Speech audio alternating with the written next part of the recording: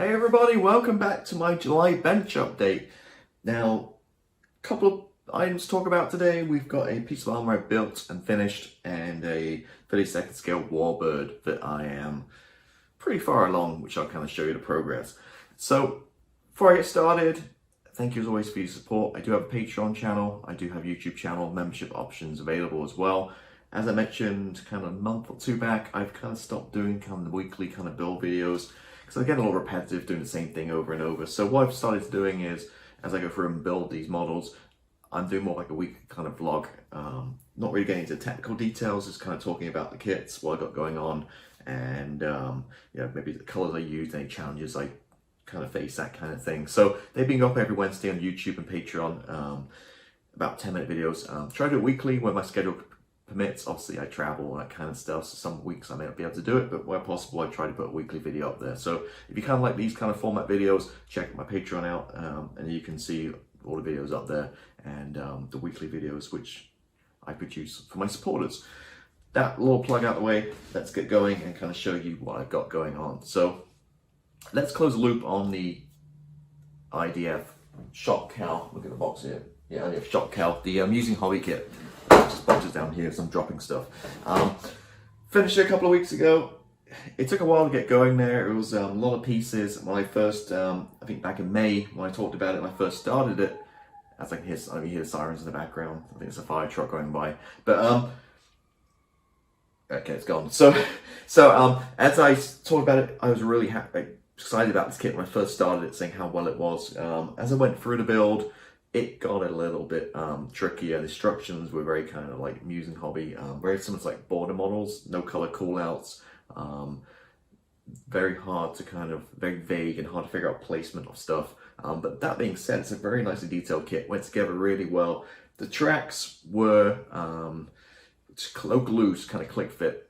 They did kind of crumble under pressure. So when I got back to try to put the tracks on when I painted at the end, just with any kind of tension, they just kind of all kind of crumble and split apart. So I added a couple extra links, just kind of make a little bit saggy and gave me some more bandwidth to click it together. And while talking, let's kind of show you what I've got going on here. So there she is. I mean, I should have showed you earlier. So see the tracks a little bit baggy to get them on. Once it's on the table, you don't see that. It's the sag goes. That side in particular, maybe I added too many links on that one. Same on this side. But again, once it gets to the table like that, the tracks are just absolutely fine. But I couldn't put any tension on it because, like I said, it just broke apart and they were a little bit crazy. So I did walk away for a week or two, leave it, come back to it, and just very carefully manage with some tweezers to get the track on and click together. And we kind of walked away from it. But simple weathering, just some oil wash, pin wash, nothing, no chipping, nothing crazy going on. The beauty, modeling and stuff is anytime in the future I can come back to this and step it up and do more weathering and more stuff I want to. But kind of got as far as I want to go with this build. Cool looking piece of armor, just a little similar to the aircraft, just a little mojo builder. But yeah, painted Mr. Hobby. I don't have to paint with me the color, but whatever. Again, in my videos on Patreon and stuff, I did talk about the colors I used. But there we go. Yeah, a few little challenges here and there, but overall went together nicely, nice fit, and a cool subject. So that is the this armor. First armored in a long time, so I put this down before I smash it and break it. So then going back to, well, firstly that was nice 35th scale armor size wise. It fits nicely on the bench, easy to work with, not like a massive fighter jet or 32nd scale F-14, anything like that. So that went down really well. Again, nice little break from the aircraft. And then, as always, moving back to the aircraft, looking through my stash, trying to figure out what should I build next. Fortunately, my stash is very much dwindled since it has been. I mean, in the past, I've had way over 100, 150 kits, now around about 60, I think, which is, space-wise is definitely where I want to be. So, going through all my kits, and, I got the border models, 35th scale, FW190, which I believe I talked about last week. Did I talk about last week? I can't remember, last month. Okay, back, quick little edit cut there. I paused and run away because I couldn't remember last month, did I talk about the FW190? Did I receive it by then? So I checked my video and we should talk about it then. So FW190 border models, open it up, and I was thinking about building it, nice 35th scale subject. Warbird, I definitely want to do something a little bit different to the modern jets, and the Warbird is definitely where I want to head and wanted to do something. So looked for it. Looks a really nice detailed kit, but again, there's no color callouts on it, which is a bummer. Which is not a massive deal because hey, I can just pull up a Hasegawa or a different, scale mates or some instructions for another 32nd scale FW190 and copy the colors from there. So not a big deal, but it's, again, just lacking a little bit. And so I just wasn't feeling it. So going through my stash and pulled out this guy, which I've had for years. It's been a storage unit for years. I got it when it first came out, at least 5-6 years ago.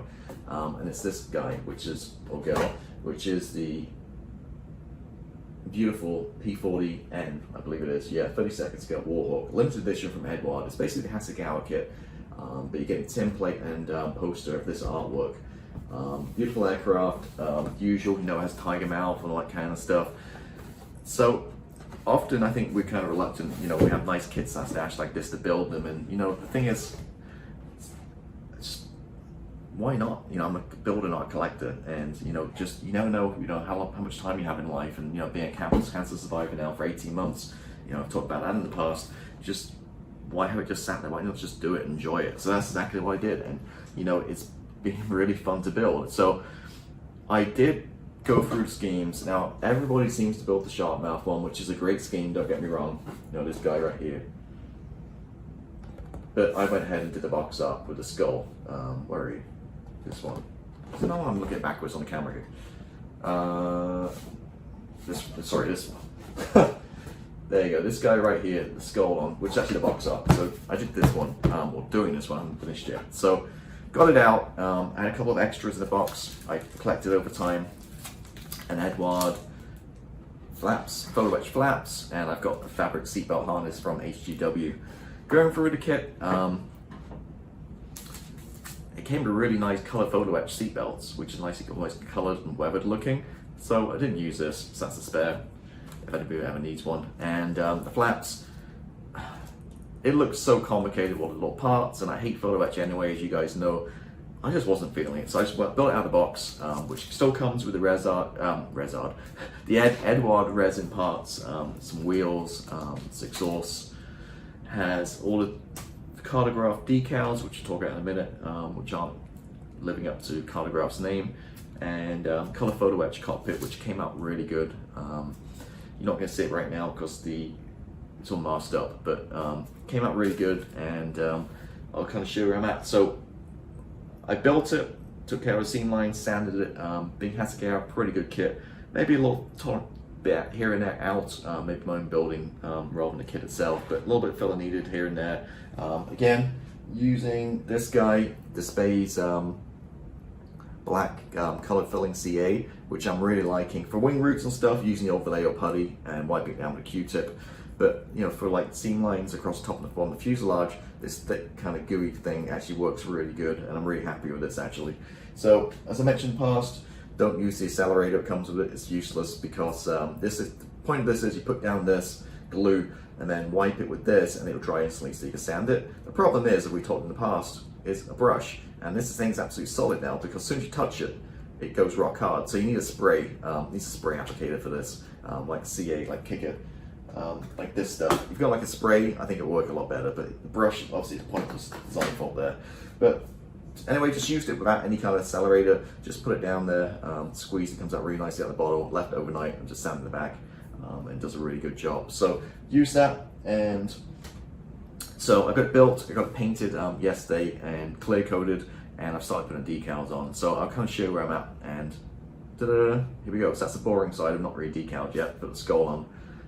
You can see the paint, so built post shading, breaking down the different colors, the dark green kind of like marks here. Just use the old clever putty. Don't buy AK stuff or whatever. It's the same product, but it's way more expensive. This is from Amazon, clever putty, and it's really good to make tack worms and stuff. And again, a lot cheaper than buying the model branded, because they, like Andy Hobby Headquarters, I think has one now, and other companies. It's just this, they just rebrand it. So clever putty. Thing with this is it self-levels, so why just after I painted it, with the next 2 or 5 minutes after I painted it, I immediately remove it. If you leave it overnight, that's when people get into problems where it kind of just moves over and causes issues and stuff. But as long as you spray and just take it off, I have no problems at all. So painted up, looking really good, give it a little gloss coat, seal it all in, and prepare for my decals. So that's more on the boring side. I'm going to be careful how I hold this because I recently put some decals on about half an hour ago, so I'm going to rip them off my fingers. But that's the more interesting side, I guess. You can see I've put a few more little decals on that side. Skull, Nightmare Chronograph decals. I did check, it says at the bottom here, but very thick, and trying to get it to conform over big decal like this, to get it conform each side over the the fuselage and all different areas. It didn't want to go down very easily.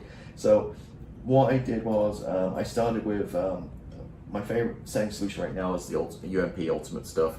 Started with strong. That wasn't really cutting it so much. Again, very thick decals. Once I kind of bed it down a little bit, I did take a scalpel, a knife, and just make a couple of little incisions on the side here and there. Strategically let some air out, and I took rotated riveter, my riveter tool, and just ran the riveter over it, each decal a few times, again to let some of the air and liquid out. Then literally just worked it 2 or 3 times with the extra strong, and then this side in particular is actually bedded down beautifully. I'm really happy with that one, with the extra strong solution.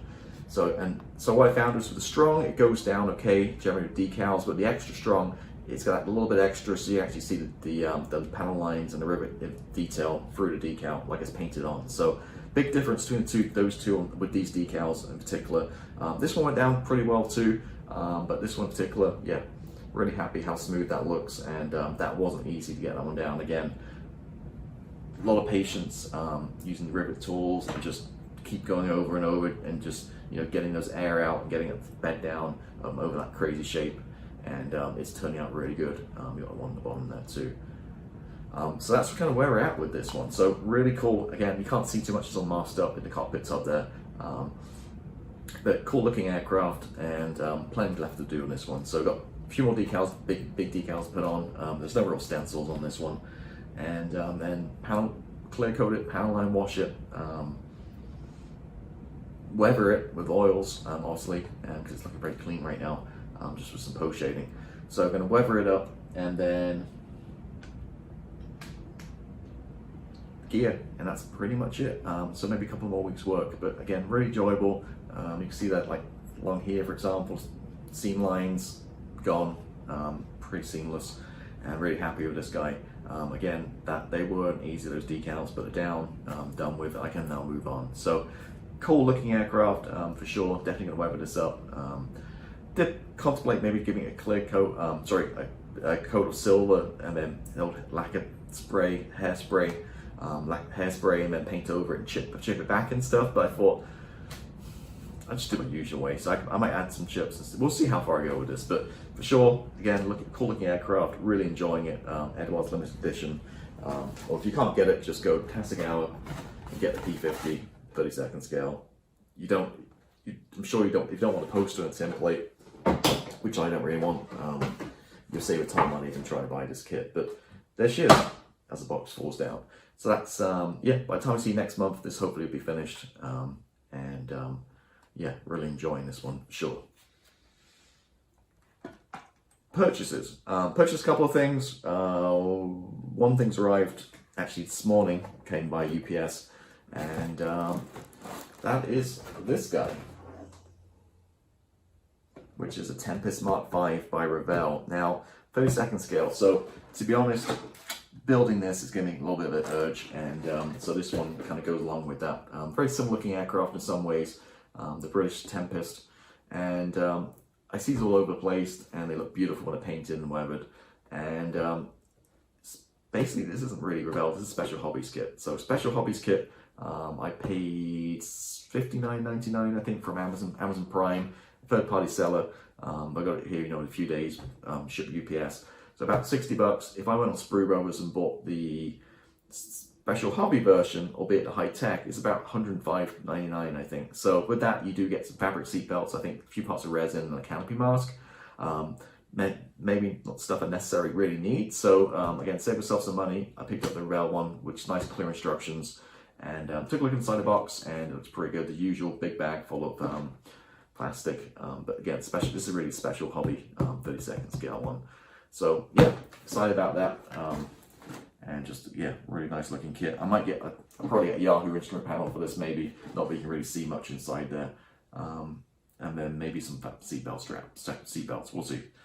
So that's my only purchase, which I've received. Like I said, I ordered something else online, hasn't arrived yet, so we'll talk about it next time.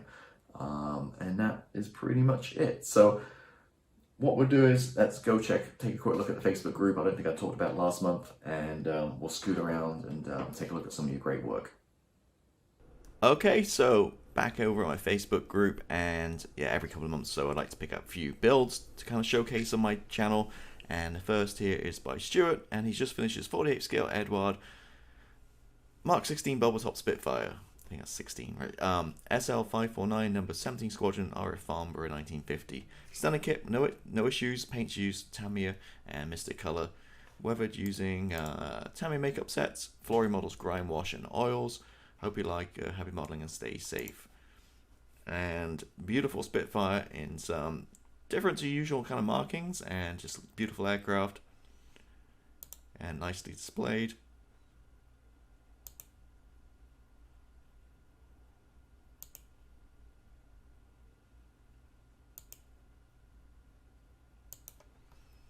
There we go. Thank you for sharing that. That's I think your first post on the channel. So yeah, really nice aircraft. Keep on sharing. Next up we have Albert, latest builders, 72nd scale Academy F-35B. A lot of F-35s out right now. This one's looking like a great kit. This obviously, like I said, the Academy kit. And I built the Hasegawa one, which went together really well. And it looks like you've nailed the colors on there for sure. And looking really nice.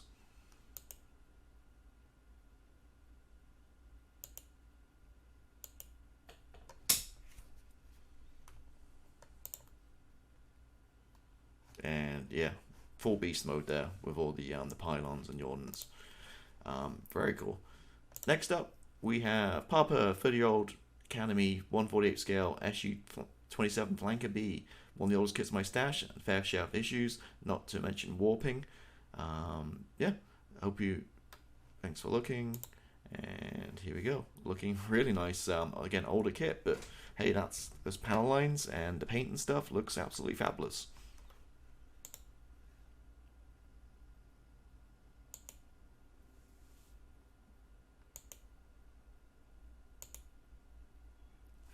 And always with SU-27 tons or an ordnance on the bottom there. Like, look how many missiles are on there. It's ridiculous. These Russian aircraft certainly carry a huge payload. Alright, next up we have Irish Scale Modeler. I'm sorry, I mentioned Stuart's first. This is actually Irish Scale Modeler's first post on the page. Hobby Boss 48 scale EF 111A Raven. You can see here various mods used. And let's take a look.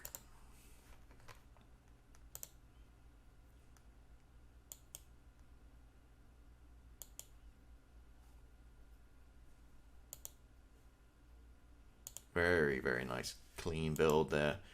Beautiful aircraft, massive as well, especially in 48 scale. Looking at that detail you see in the cockpit, looks fantastic. The other side.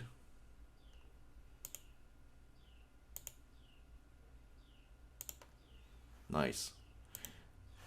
Next up, Paul, and he's done Hasegawa 32nd scale Focke-Wulf 190D. It's first aircraft he's done in a while. Let me take a look at these pictures. I've showcased this for several reasons. Firstly, it's Hasegawa 32nd scale, and as you know, I just mentioned earlier, I'm building a 32nd scale Hasegawa P40, although the Eduard boxing, and these are just really cool kits. Very simple, my one was, in terms of like no engine detail and stuff, but just good mojo builder, good looking aircraft. You can see here he hasn't built an aircraft for a while, but just some chipping detail and the paint work looks absolutely fantastic.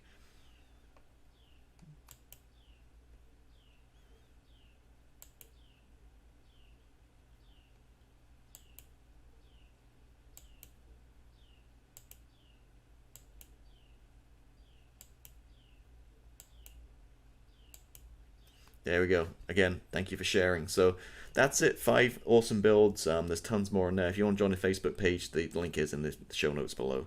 Now back to me. Right, so that is it for another month. So thank you for watching, taking time to see my videos and support me, all the usual jazz. Next time you see me, this hopefully will be finished. Again, if you want to see more details about this, guys, and more videos, go check out my Patreon page.